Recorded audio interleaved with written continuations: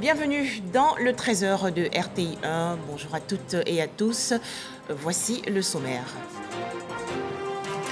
En Côte d'Ivoire, la visite de travail du ministre français de l'économie et des finances, Bruno Le Maire, a été reçu hier en audience par le président de la République, Alassane Ouattara, au palais présidentiel dans la commune du Plateau. Au menu de leurs entretiens, le métro et le projet d'extension de l'aéroport Félix Houphouët-Boigny.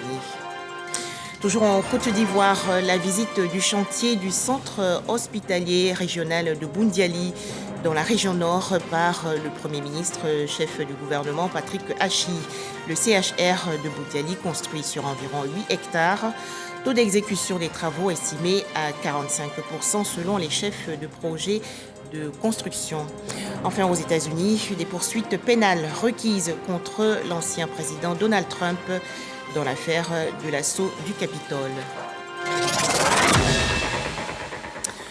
Tout d'abord, l'actualité en Côte d'Ivoire avec les activités du chef de l'État. Le président de la République, Alassane Ouattara, a reçu hier en audience le ministre français de l'économie et des finances, Bruno Le Maire. Des entretiens dans le cadre du lancement effectif des travaux de réalisation de deux importants projets, notamment le métro d'Abidjan et l'extension de l'aéroport Félix Houphouët-Boigny. Les précisions dans ce reportage de Jérôme Kofi Abola. Une présence bien au-delà d'une simple visite. Elle vient plutôt dans le sens d'une rencontre avec pour objectif de poursuivre la promotion de la coopération entre la France et la Côte d'Ivoire. Bruno Le Maire n'en dit pas le contraire. Reçu ce lundi par le président de la République, Alassane Ouattara, le ministre français de l'économie et des finances a échangé avec le locataire du palais présidentiel de la République de Côte d'Ivoire sur plusieurs projets de développement, dont ceux relatifs à la réalisation du métro d'Abidjan et au chantier d'extension de l'aéroport Félix Houphouët-Boigny de Port-Bouët. L'objet de ma visite, c'est évidemment de marquer le lancement concret de la réalisation de grands projets d'infrastructure ici à Abidjan. Le métro, auquel nous attachons avec le Premier ministre Patrick Hachi une importance toute particulière, et le projet d'extension de l'aéroport. Le métro, c'est un des plus grands projets d'infrastructure du continent. C'est un projet ambitieux. C'est un projet social qui va bénéficier à des millions d'habitants d'Abidjan au quotidien et qui va améliorer la vie quotidienne de chacune et de chacun. Et c'est un projet qui marque le lien fraternel qui unit la Côte d'Ivoire et la France. Je sais que toutes les autorités ivoiriennes se sont beaucoup investies sur ce projet, qu'elles y ont mis leurs compétences, leur énergie, leur détermination. C'est la même chose du côté français et j'y vois la réalisation de grande ampleur que nous voulons porter en matière d'infrastructure, en matière d'amélioration de la vie quotidienne des habitants d'Abidjan. Pour le ministre français, ces grands projets sont le symbole même du succès économique et de la stabilité en Côte d'Ivoire. Toute chose qui, selon lui, prouve que le bateau Ivoire, en ayant pour capitaine le président Alassane Ouattara, est bien dans la bonne direction. Direction à présent Boundiali, dans la région nord du pays. Le Premier ministre Patrick Hachi a visité le chantier du centre hospitalier régional, établissement sanitaire construit sur environ 8 hectares. À noter que les chefs de projet de construction annoncent un taux d'exécution des travaux estimé à 45%. Les explications de Franck Quadio. Après le démarrage des travaux le 28 juin 2021, le chantier du centre hospitalier régional de Boundiali prend forme. Une visite alors du Premier ministre Patrick Hachi sur le chantier pour s'imprégner de l'état d'avancement des travaux. C'est que le chantier avance. Bien sûr, par rapport au calendrier initial, on a un léger glissement. Je pense qu'il faut compter que d'ici le milieu de l'année prochaine, normalement, le chantier devrait être totalement achevé, raisonnablement. C'est l'occasion de rappeler que ce centre hospitalier régional fait partie donc des énormes investissements que son Excellence M. le Président de la République a fait pour améliorer le plateau technique de nos centres de santé et d'améliorer surtout l'accès aux soins des populations. D'une capacité de 150 lits, le CHR comprendra une dizaine de bâtiments, 3 bâtiments d'urgence, 3 blocs opératoires, la médecine générale et pédiatrie, entre autres. Patrick Hachi, après la visite, s'est voulu rassurant. Le taux d'exécution est actuellement de 45%. On demande aux populations d'être encore un peu patientes. C'est un plateau technique qu'on a aujourd'hui dans les plus grands chefs-lieux de région. Et je pense que c'est prévu pour l'ensemble du pays. Et donc, c'est l'occasion de remercier Madame le maire qui suit les chantiers de près également. Et de remercier son Excellence Monsieur le Président de la République pour cet investissement extrêmement important, puisqu'on a parlé de 1000 milliards qui ont été investis dans le secteur de la santé. Un futur CHR pour Bondiali sur 8 hectares, coût 40 milliards de francs CFA. Cette structure fait partie des acquis nationaux du programme présidentiel hospitalier engagé par le gouvernement pour le relèvement du plateau sanitaire en Côte d'Ivoire. En image, le lancement hier des travaux d'extension de l'aéroport international Félix Houphouët-Boigny d'Abidjan par le Premier ministre, chef du gouvernement Patrick Hachi. Événement en présence du ministre français de l'économie et des finances Bruno Le Maire. Un projet d'extension qui devrait faire passer le nombre de passagers de 2,3 millions actuellement à 5 millions d'ici 2025. Il s'agit donc de positionner l'aéroport international d'Abidjan comme un hub du transport aérien. Prenons toujours garde au coronavirus. Faisons-nous vacciner.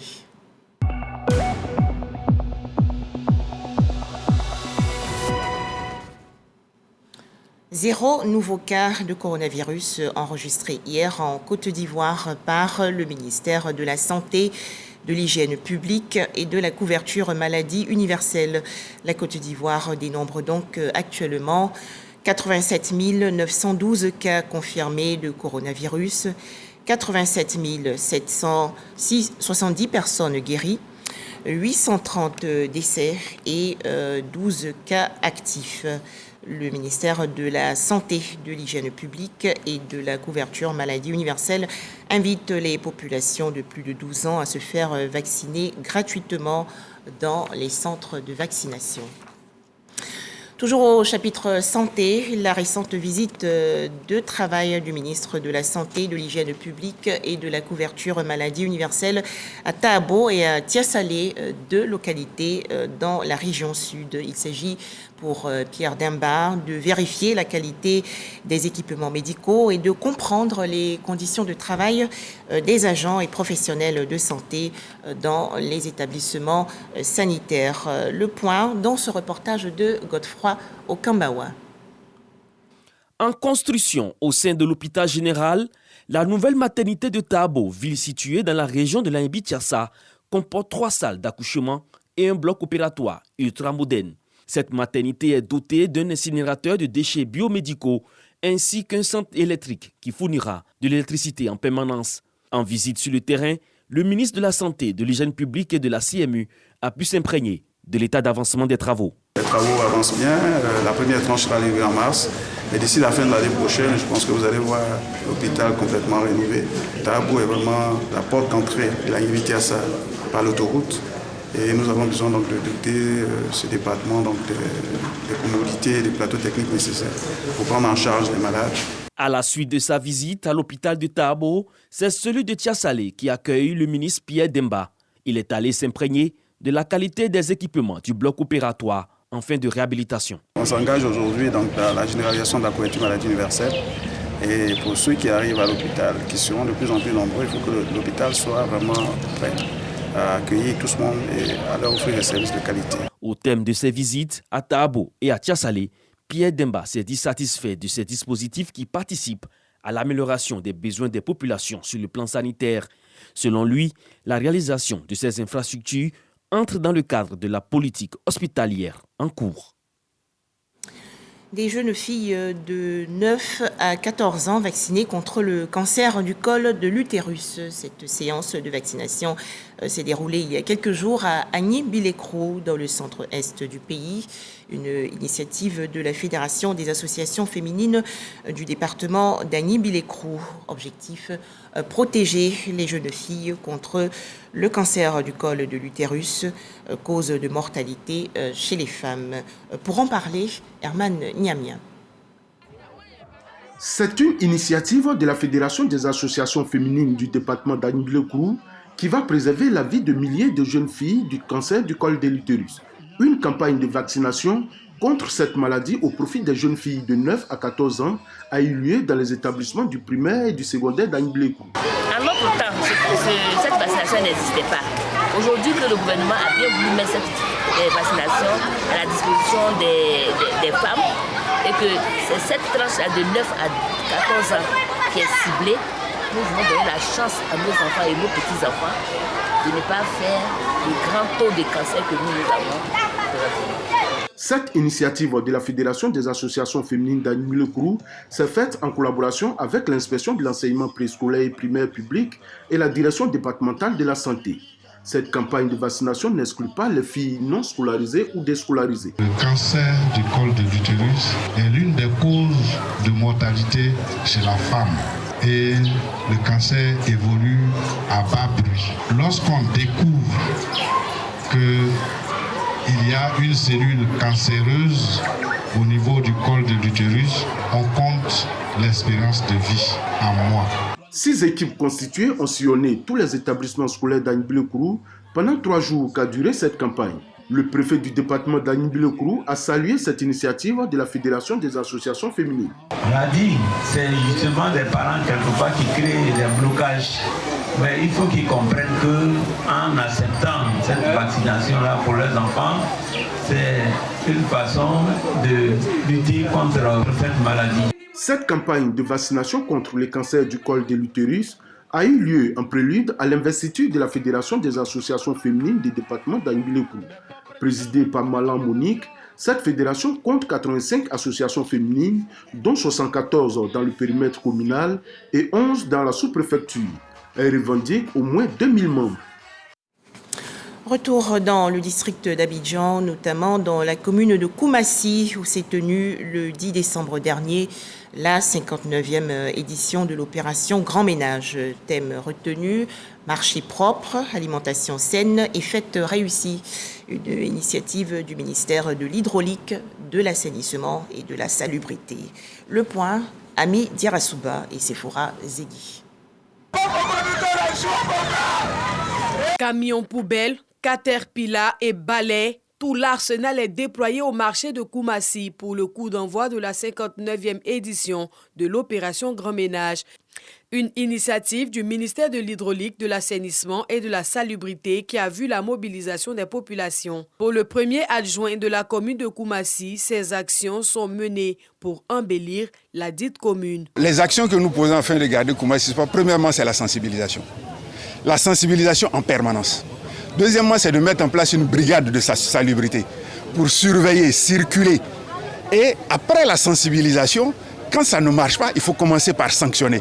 Et c'est ce que nous faisons. Ensuite, il faut organiser les femmes. Il faut construire des endroits parce qu'il faut leur donner une alternative. Si vous dites, ne vous mettez pas là, vous dégagez d'ici, mais il faut organiser un autre endroit. Il faut mettre à leur disposition des espaces pour qu'elles puissent s'organiser et continuer leurs activités. Le représentant du ministre Bouaké Fofana appelle à l'esprit de civisme. Nos équipes sont donc à pied d'eux pour procéder, n'est-ce pas, à l'exécution du grand ménage sur tout le territoire national. Nous sommes à la veille des fêtes, il y a Noël, il y a fin d'année, et c'est d'ici que nos populations vont s'approvisionner pour faire des très beaux mets dans nos ménages. Des kits de salubrité ont été remis aux commerçants du marché afin de garder leur environnement propre et sain. Dans l'actualité nationale également, la traque et surveillance renforcée des lieux d'abattage clandestin de porcs. Dans ces endroits, les règles d'hygiène, on le sait, ne sont pas toujours respectées. Dans la commune de Yopougon, par exemple, d'importantes saisies ont été effectuées. Khalil Diomandé et Didier Nguessan. Yopougon, kilomètre 17, opération de lutte contre les abattoirs clandestins. Elle est menée par la direction des services vétérinaires en vue de préserver la santé des consommateurs en ces périodes de fin d'année où les marchés sont approvisionnés en tout type de viande. Avant l'arrivée de l'équipe de contrôle, les clandestins auront le temps de prendre la poudre d'escampette. Le tenancier du business, lui, sera interpellé. Les bêtes, au total, 51 porcs sont saisis ainsi que 2 motocyclettes. L'ensemble du matériel servant à l'opération est détruit et incinéré, sans protestation aucune du propriétaire. Je sais que l'abattage est exclusivement réservé à la CIVA. Et on sait qu'on ne travaille pas dans les conditions normales. Après le kilomètre 17, une autre descente inopinée dans 2 sites d'abattage clandestins à Diopodoumé, toujours dans la commune de Yopougon. C'est dans ce cadre insalubre que sont tués la quasi-totalité des porcs consommés dans ce secteur. Malheureusement, les contrevenants sont absents.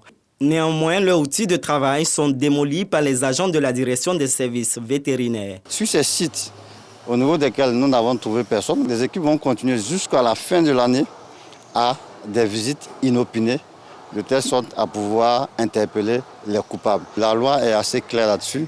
Toute viande qui est mise à la consommation de la population doit faire l'objet d'un contrôle sanitaire vétérinaire. Au thème de l'opération, les porcs saisis sont transférés à la CIVAC, Société ivoirienne d'abattage et de charcuterie, l'unique entité habilitée à abattre les cochons en Côte d'Ivoire.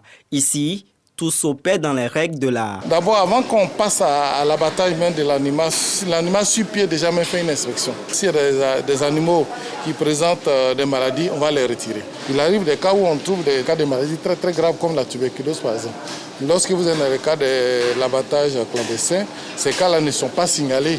Ils vont les livrer à la consommation. Avant tout achat de viande de porc, le ministère des Ressources animales et halieutiques recommande aux consommateurs de s'assurer que l'estampille sanitaire est bien marquée sur la carcasse. Selon le Code de la santé publique vétérinaire, l'abattage clandestin est une infraction pénale et les auteurs s'exposent à une peine d'emprisonnement de 3 à 6 mois et des amendes allant jusqu'à 3 millions de francs CFA. Un tout autre sujet à présent, la paix retrouvée à Zuenoula dans la région centre-ouest du pays. En effet, les cadres et autres populations en froid depuis 2020 se sont réconciliés récemment lors d'une rencontre. C'était en présence du ministre de l'économie et des finances, Adama Koné. Les détails, Eugène Atoubé. Toutes les composantes de la population de Zuenoula ont longtemps rêvé de ce moment qu'elles ont appelé de tous leurs vœux. Elles-mêmes accompagnées au plan spirituel par les autorités religieuses qui n'ont eu cesse de multiplier les prières au Très-Haut pour la même cause. L'union des cadres et fils de Zuenoula et le retour de la cohésion sociale dans cette localité. Des femmes et des hommes hier divisés ont accepté aujourd'hui de faire la paix. Ils se sont débarrassés de leur ego sur fond de pardon aux populations dans un esprit de fraternité et de solidarité. Solennellement, ils ont proclamé leur disposition et leur engagement à l'action commune, au bénéfice des Zuenoula et du progrès de ces populations. Zuenoula gagne beaucoup. Le développement vient à partir de l'unité retrouvée, à partir de la réconciliation, à partir de la solidarité. Et j'exprime ici la satisfaction de tout le peuple yassois. Nous pouvons avoir divergence au point de vue parti politique, mais ce qui est le plus important, c'est de se mettre ensemble pour le développement. Jour exceptionnel, moment historique. Bref, à Zuenoula, chacun y va de son commentaire. C'est que la déchirure était profonde et les tentatives de rapprochement nombreuses. Elles se sont soldées par des échecs répétés. Les différents clans continuaient de se regarder en chaîne de faïence, jusque même à l'intérieur du même parti, dans le village même ou dans la même famille. Les différents médiateurs ne se sont pas laissés aller au découragement. Ils ont fait appel au ministre Koné Adama en sa qualité de cadre de la Marawi pour les aider dans leurs tâches. Grâce à son aura et son influence, les fils, filles et cadres et élus de Zuenoula ont mis fin à leurs palabres et aujourd'hui, c'est un exemple dont compte s'inspirer des autres localités de la région de la Marawi. Quand il y a la paix dans une région, le développement accompagne cette région-là. Mais pourquoi tout le monde peut faire et pourquoi pas nous? Donc je pense que cette fois-ci sera la bonne. La préoccupation première du chef de l'État, c'est de faire en sorte que tous les fils et toutes les filles de ce pays soient réconciliés. Dans la division, on n'obtient rien. À force de persuasion et de patience, ils ont compris. Partout comme ça de la Maraoué, des mésententes. Ils comptent vraiment prendre ce bâton pèlerin pour réconcilier les enfants. Et nous sommes prêts à l'accompagner. L'union et l'entente des filles et cadres Zenoula retrouvés arrive dans un contexte où cette localité laisse découvrir les signes de sa métamorphose avec le développement de sa voirie et les acquis en termes de développement et de progrès. Avec cette paix retrouvée, les populations de Zenoula peuvent rêver grand pour leur localité. Autre actualité nationale, l'ouverture hier du séminaire annuel du sport par le ministre de la Promotion des Sports et de l'économie sportive, Paulin-Claude Danhaut. Les travaux et échanges se déroulent à l'Institut national de la jeunesse et des sports dans la commune de Marcory. Thème retenu, bilan 2022 et perspectives 2023 pour une Côte d'Ivoire solidaire. Les explications de Arsène Kouassi et Patrick Dadier du service sport. C'est désormais une tradition au ministère des Sports. Comme tous les ans, les responsables des unités administratives se retrouvent pour dresser le bilan de l'année écoulée et les défis à venir. Pour cette édition, ils n'ont pas dérogé à la règle. Aux normes de 178, ils ont pris part à ce séminaire annuel de la tutelle placé sous le thème « Bilan 2022 et perspectives 2023 pour une Côte d'Ivoire solidaire ». Un thème que le premier responsable du sport invite ses collaborateurs à s'inscrire dans la feuille de route du ministère définie lors du séminaire gouvernemental à Yamoussoukro, tenu les 12 et 13 novembre derniers. La CAN 2023 est un produit d'appel pour notre ministère. Donc, le compte à rebours a commencé. Et nous avons été instruits par le gouvernement de faire en sorte, première priorité, terminer ces infrastructures. Je souhaite que ce séminaire vous permette d'en maîtriser tous les contours. Vous devez être capable d'en parler avec aisance. Durant 3 jours, les participants auront droit à des communications sur plusieurs thématiques, entre autres l'offre d'infrastructures sportives, les réformes organisationnelles de la pratique des APS et la coopération internationale. Ce séminaire est très important pour nous parce qu'il s'agit de faire le bilan de l'année 2022, mais surtout réfléchir sur les perspectives 2023. À travers les orientations qui vont nous être données, vont nous permettre de corriger un certain nombre de tirs et de nous amener à prendre de nouvelles orientations. Ce séminaire annuel du sport s'achèvera le mercredi 21 décembre, sanctionné par la restitution des travaux. Grand Bassam, dans la région sud du pays, a accueilli récemment un atelier organisé par le Fonds de développement de la formation professionnelle. Il s'agit pour le FDFP de renforcer les capacités des formateurs issus de 230 cabinets de formation. Les détails, Issa Yero. Des cabinets de formation à l'école afin de mieux exercer leur métier. C'est ce que vient de réaliser le Fonds de développement de la formation professionnelle, FDFP, à travers un atelier de formation des formateurs à Grand Bassam. Ces cabinets ont renforcé leurs capacités et actualisé leurs acquis. Ça a été une séance très productive qui nous a permis d'avoir toutes les cartes pour pouvoir répondre aux attentes des entreprises et des différentes personnes que nous allons former. Mais nous souhaitons que ce genre d'initiative puisse se répéter. Le secrétaire général a eu raison de maintenir cette rencontre, d'approuver cette rencontre et de la faire tenir. Le nombre de participants au nombre de 230 cabinets et la qualité de leurs interventions ont montré combien de fois ils avaient soif de venir apprendre, de venir connaître les services du FDFP afin de contribuer à l'épanouissement du dispositif. Au total, 230 cabinets ont bénéficié de cette formation du FDFP. Un tout autre sujet à présent, le cercle naval de la Marine nationale entièrement rénové. Objectif, améliorer les conditions de travail et de vie des marins. Le général de corps d'armée, Lassina Doumbia, chef d'état-major général des armées, a donc réceptionné récemment les clés du cercle naval. La cérémonie s'est déroulée à la base navale de Locodro. Le point dans ce reportage de Walter Amadou. Le cercle naval est désormais la propriété de la Marine nationale.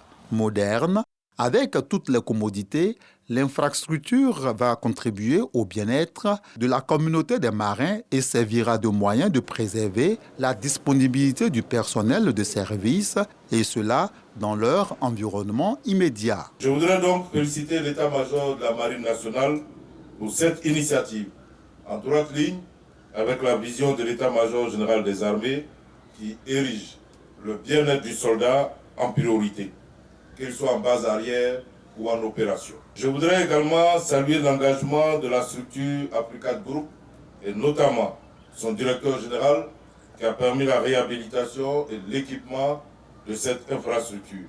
La volonté du vice-amiral Nguessan Kwame Célestin, chef d'état-major de la Marine nationale, devient une réalité. Lui, qui a toujours imaginé un mess qu'il veut convivial et chaleureux.